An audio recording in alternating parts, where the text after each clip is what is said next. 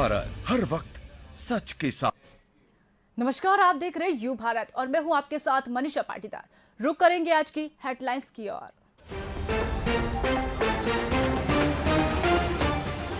बुरहानपुर खंडवा लोकसभा उपचुनाव घोषित होने के बाद अब टिकट की दावेदारी शुरू। अरुण यादव और निर्दलीय विधायक सुरेंद्र सिंह ने अपनी पत्नी के लिए पेश की दावेदारी। आम आदमी की थाली को पौष्टिक बनाएगा हरा सोयाबीन। कृषि मंत्री कमल पटेल ने वैज्ञानिक के योगदान को बताया महत्वपूर्ण।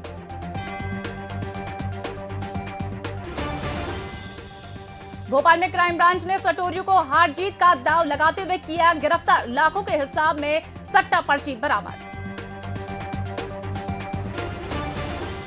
खंडवा में 3 लोगों ने मर्डर की से सनसनी फैली है। पूर्व पंचायत और उसकी पत्नी समेत अन्य महिला की मौत। पुलिस ने की शुरुआत जांच।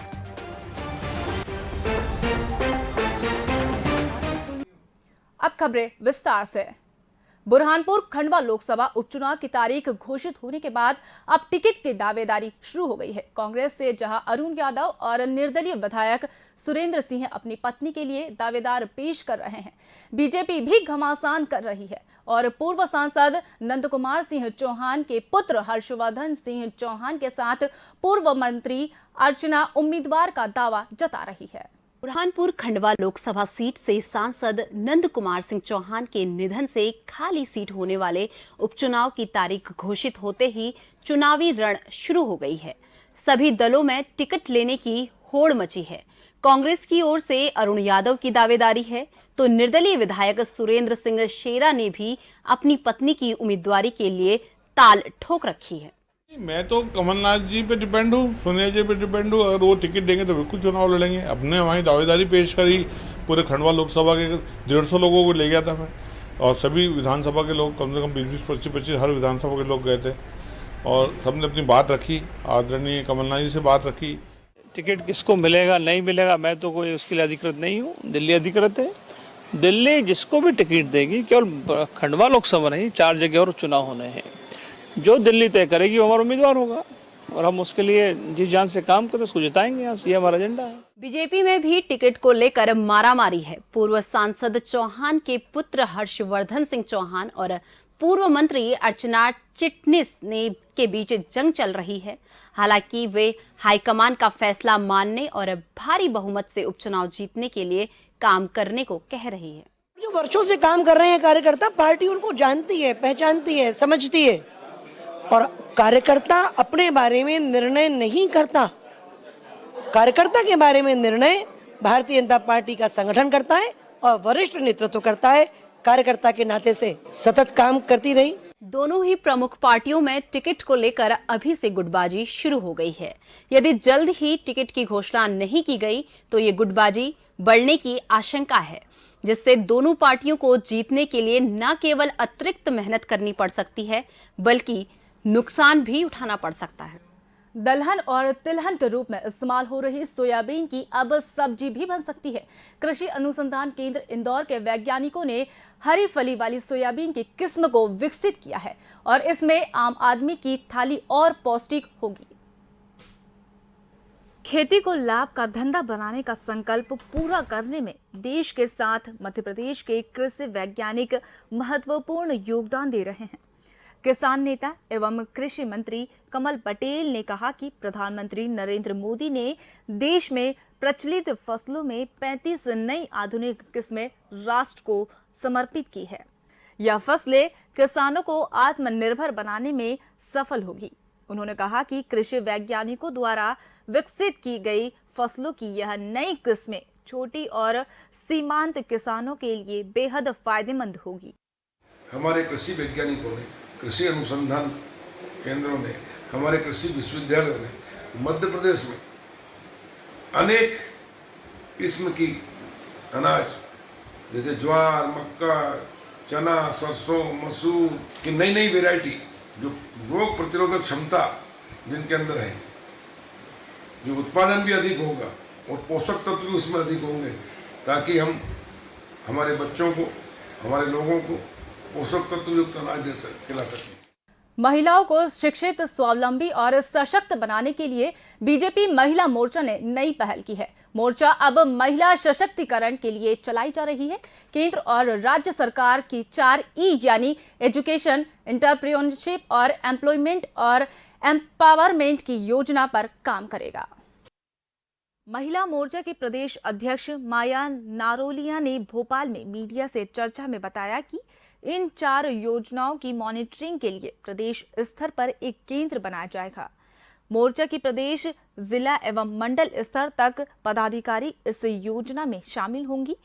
हर पदाधिकारी 75 महिलाओं को अपने साथ जोड़कर उन्हें शिक्षित करने, सशक्त बनाने, रोजगार उपलब्ध कराने तथा इसमें उद्यमशीलता के विकास के लिए प्रयास करेंगी। 4E महिलाओं के लिए शिक्षा, रोजगार, उद्यमशीलता और सशक्तिकरण, इन 4 बिंदुओं पर महिला मोर्चा काम करेगा। महिलाओं को ज़्यादा से ज़्यादा शिक्षित होना चाहिए और शिक्षा के लिए महिला मोर्चा अंतिम पंक्ति तक जाकर महिलाओं को शिक्षा के लिए प्रेरित करेगा और बेटियों को भी ज़्यादा से ज़्यादा पढ़ाने के लिए प्रेरित करेगा। बुरहानपुर जिले के ग्राम पंचायत सुक्ता अंतर्गत ग्राम मोठीवाड़ी एवं नवलपुरा फालिया के ग्राम सड़क और बिजली के कनेक्शन की मांग पूरी नहीं होने से बेहद नाराज है। इसके चलते उन्होंने मूलभूत सुविधाएं उपलब्ध नहीं कराने पर लोकसभा उपचुनाव के लिए 30 अक्टूबर को होने वाले मतदान का बहिष्कार करने का भी ऐलान किया है। ग्रामीणों ने नारा दिया, लाइट नहीं तो वोट नहीं, रोड नहीं तो वोट नहीं। ये नारे लगाते हुए अपनी व्यथा बताते रहे ग्रामीणों ने आजादी के बाद से आज तक मूलभूत सुविधा नहीं मिलने का क्षोभ जताया। उन्होंने राजनीतिक दलों पर चुनाव में वोट के लिए अपना उपयोग करने का आरोप लगाया। नाराज ग्रामीणों ने साफ कहा कि मांगे पूरी नहीं होने वे चुनाव का बहिष्कार करेंगे। रोड नहीं तो वोट नहीं, रोड नहीं तो वोट नहीं, बिजली नहीं तो वोट नहीं, बिजली नहीं तो वोट नहीं, पानी नहीं तो वोट नहीं, पानी नहीं तो वोट नहीं। हमारे यहाँ पे करीब 120 मकान है और रोड की व्यवस्था नहीं है। तो इस संबंध में हमारे यहाँ से जो डिलीवरी केस वगैरह है वो भी ले जाने में और लाने में बहुत ज़्यादा दिक्कतें आती है और जो एम्बुलेंस वगैरह उसका तो हमें कोई फ़ायदा ही नहीं मिल पाता क्योंकि ये रोड नहीं है तो वो आ ही नहीं पाते हैं। कितने मकान हैं यहाँ पर? यहाँ पर 120 मकान के आसपास है और कई बार डिलीवरी केस ऐसे भी हो चुके हैं कि हम यहाँ से ले जाते हैं तो रास्ते में भी कई केस ऐसे हो। वक्त हो चले एक छोटे से ब्रेक का, मिलते हैं ब्रेक के बाद।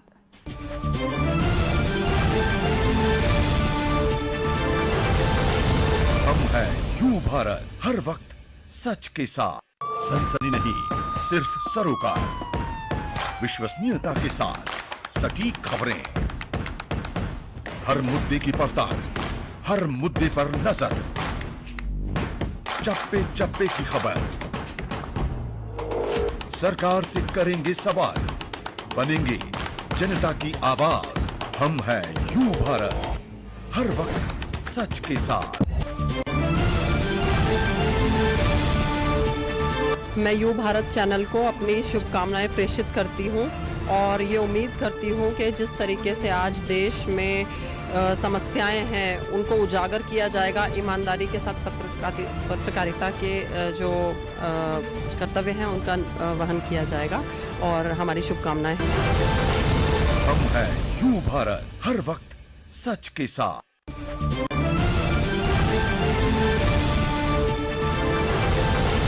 हम हैं यू भारत, हर वक्त सच के साथ। ब्रेक के बाद दोबारा स्वागत है आपका। बढ़ते हैं खंडवा की ओर। खंडवा के मथेला सिहाड़ा गांव के देर रात 3 लोगों के मर्डर का मामला सामने आया है। इन लोगों के बीच आपसी विवाद खूनी संघर्ष में बदल गया। गांव के पूर्व सरपंच और उसकी पत्नी समेत एक अन्य महिला की भी मौत हो गई। वहीं 2 लोगों को गंभीर हालत में जिला अस्पताल में भर्ती कराया गया। खंडवा के मथेला सिहाड़ा गांव में देर रात आपसी विवाद खूनी संघर्ष में बदल गया, जिसमें पूर्व सरपंच और उसकी पत्नी समेत एक अन्य महिला की भी मौत हो गई। घटना की सूचना मिलते ही मौके पर एसपी विवेक सिंह सहित आला अधिकारी गांव में पहुंच गए। आसपास के लोगों से पूछताछ कर पुलिस ने अपनी जांच शुरू कर दी। पुलिस ने 3 शव को बरामद कर पोस्टमार्टम के लिए भेज दिया है। एक शव घटनास्थल पर तथा दूसरे की लाश रेलवे पटरी पर मिली, वहीं तीसरे की मौत अस्पताल में हो गई। मृतकों में पूर्व सरपंच, उनकी पत्नी तथा एक अन्य महिला बताई जा रही है। वहीं पूरे विवाद में अन्य लोग भी घायल हुए हैं। इनका उपचार जिला अस्पताल में चल रहा है। पुलिस पूरे मामले की जांच में जुटी है। आखिरकार यह विवाद क्या है? इन तीनों की हत्या को किसने अंजाम दिया है? हथियार में पुलिस ने एक कुल्हाड़ी बरामद की है, जिससे हत्या करने का मामला सामने आया है। अभी यहाँ पे सुबह हमें सूचना मिली है कि ये सिहाड़ा गांव मथेला है, वहाँ पे गांव में एक महिला की बॉडी मिली और फिर रेलवे ट्रैक पे एक पुरुष की बॉडी मिली। और जो पता किया तो दोनों शायद पति पत्नी साथ में रहते थे, और जिसके आधार पे अभी विवेचना स्टार्ट की गई है। और संभवतः ये मर्डर और सुसाइड टाइप का केस है, लेकिन अभी जब तक पूरे घटनाक्रम क्लियर नहीं होता तब तक आगे नहीं पता चलेगा। क्राइम ब्रांच भोपाल की टीम ने कोलवा गांव के पास बाईपास रोड पर छोला मंदिर से 2 व्यक्ति को सट्टा खेलते के आरोप में गिरफ्तार किया है। पुलिस को मुखबिर की सूचना प्राप्त हुई थी। 2 व्यक्ति कोलवा गांव में हार जीत का दांव लगाकर सट्टा पर्चियां लिख रहे थे, जिन्हें घेराबंदी कर टीम के द्वारा पकड़ा गया।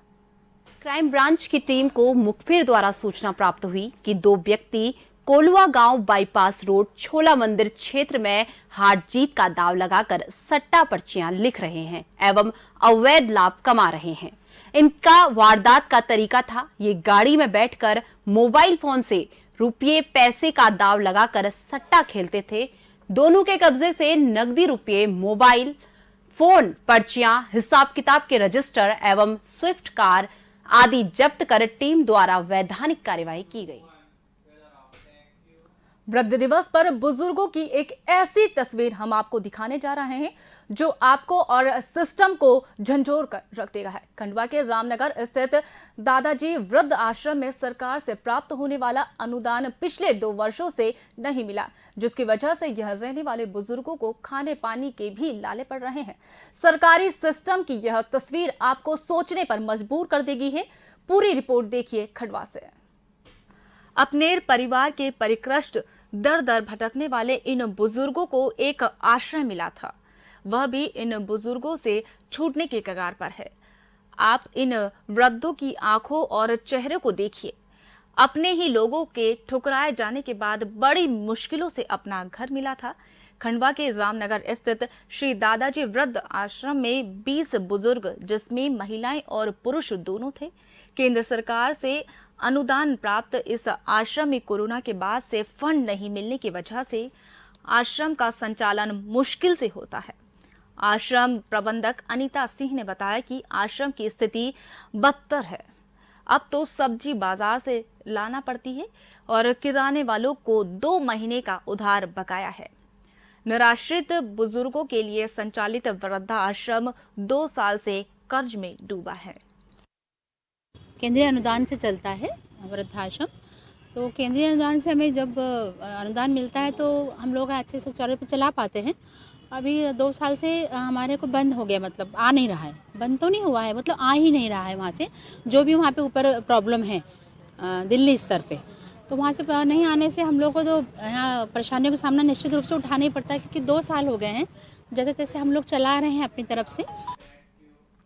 बुरहानपुर जिले में पुलिस बैरिकेडिंग तोड़कर भाग रहे गोवंश को तस्करों को बड़ी मशक्कत के बाद पुलिस ने गिरफ्तार कर लिया है। पुलिस ने तस्करों को दबोचने के लिए महाराष्ट्र तक उनका पीछा किया, लेकिन निम्बोला पुलिस द्वारा की गई बैरिकेडिंग तोड़कर गोवंश से भरा एक ट्रक ने फिल्मी स्टाइल में नाकाबंदी तोड़ दी।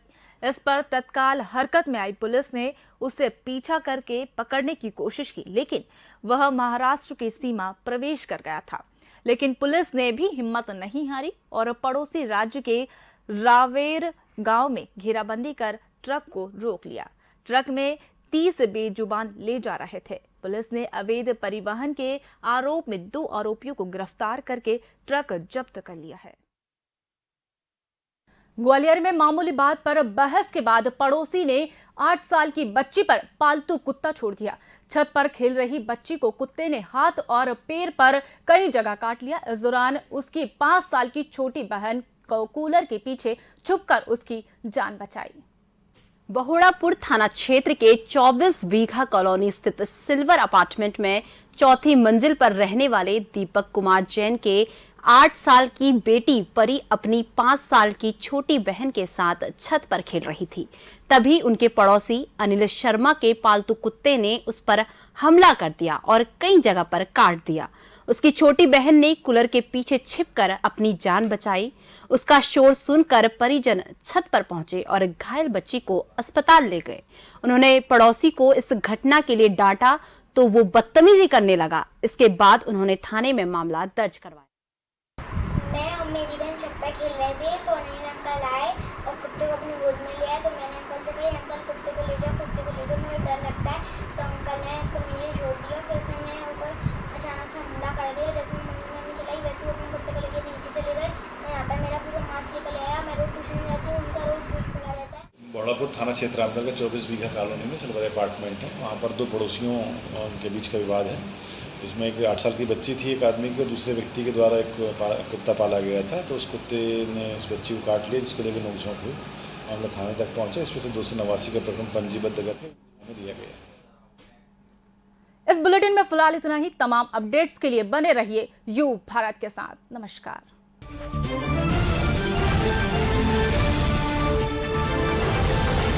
हम हैं यू भारत, हर वक्त सच के साथ।